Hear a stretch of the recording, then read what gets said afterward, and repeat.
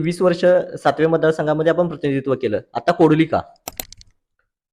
मुळात ज्यावेळेला 2019ला आमची राजकीय तडजोड झाली, विकासाच्या वाटा रिकाम्या करायच्या आणि एकमेकाला त्रास देत बसायचं नाही. ही त्यात एकदा कोडोली मतदारसंघात सुद्धा प्रतिनिधित्व मला करायचं आहे आणि म्हणून सहर्ष आमदार साहेबांना पूर्ण ताकदीने मी ते टर्न करून त्यांच्यापर्यंत पोहोचवलेलं आहे आणि ती मतदानाच्या आकडेवारीने सिद्ध झालेलं आहे. कोडोली जिल्हा परिषद म्हणून मतदारसंघातून जनस्वराज्य पुरस्कृत अपक्ष उमेदवार अमरसिंह पाटील भाऊ आज आपल्या सोबत आहेत. भाऊ, सर्वप्रथम मीडिया पॉवरमध्ये स्वागत आहे.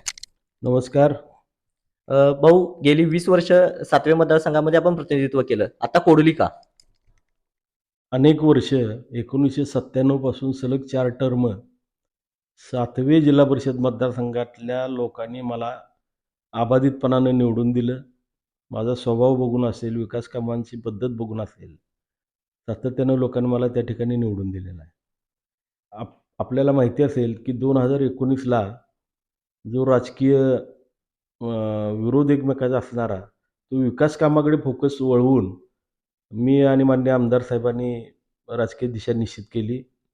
त्या प्रक्रियेचा भाग म्हणून 2 जिल्हा परिषद मतदारसंघ आम्ही त्यांच्याकडं मागितलेले होते. परंतु चर्चेतनं एकच जिल्हा परिषद आम्हाला मिळाला आणि त्या प्रक्रियेचाच भाग म्हणून मीच इच्छा व्यक्त केली की अनेक वर्ष आता 7वे मतदारसंघामध्ये झालेले आहे. तर त्या हिशोबानं एकदा कोडोली मतदारसंघात सुद्धा प्रतिनिधित्व मला करायचं आहे आणि म्हणून मी हा मतदारसंघ मागून घेतला. कोडोली मतदारसंघामध्ये आपल्यामार्फत अनेक विकास कामं झाले. त्याबद्दल तुम्ही काय सांगाल? मी 7व्या मतदारसंघामध्ये बरीच विकास कामं केली, पण 7वे मतदारसंघापुरता मी मर्यादित राहिलो नाही. जुना पन्हाळा बावडा मतदारसंघाच्या अंतर्गत ही सगळी गावं येतात आणि त्या गावात सुद्धा मी माझ्या परीनं मागच्या 20 वर्षामध्ये माझ्या कार्यकाळात लहान मोठी विकास कामं मार्गी लावायचा प्रयत्न केलेला आहे. आपल्याला विदित असेल की कोडोलीची ग्रामपंचायत असेल, हिंदूंची स्मशानभूमी असेल, कोडलीतले रस्ते, गटर, सामाजिक हॉल असतील, देवालय असतील, या अशा अनेक ठिकाणी मी निधी दिला. त्याचबरोबर जाकले, केकले या गावांना सुद्धा यापूर्वी रस्ते, गटर्स अनेक प्रकारे मी त्यांच्या त्या प्रतिसुद्धा मतदारसंघ न मानता मी सेवेत राहिलेलो आहे आणि या गोष्टीचा मला निश्चितपणानं फायदा होईल. जनस्वराज्य पुरस्कृत आपण अपक्ष फॉर्म भरताय. त्याबद्दल काय सांगाल? मुळात ज्यावेळेला 2019ला आमची राजकीय तडजोड झाली, विकासाच्या वाटा रिकाम्या करायच्या आणि एकमेकाला त्रास देत बसायचं नाही, ही त्यातली मूळ कल्पना आहे. आणि त्याच वेळेला चर्चा आमची झालेली होती की आम्ही आमच्या पक्षात गटात राहायचं आणि सगळा जे कलुषित असणारं वातावरण आहे, हे आमच्या विचाराची माणसं घेऊन आमदार साहेबांना पाठिंबा द्यायचा, मदत करायची.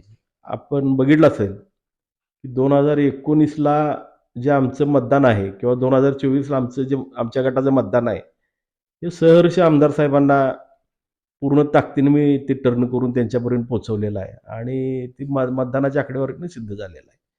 आणि म्हणून त्यावेळेला जे ठरलेलं होतं त्याच प्रक्रियेचा भाग आता आपण राबवत आहोत. यामध्ये कुणाच्याही मनामध्ये शंका असायचं कारण नाही.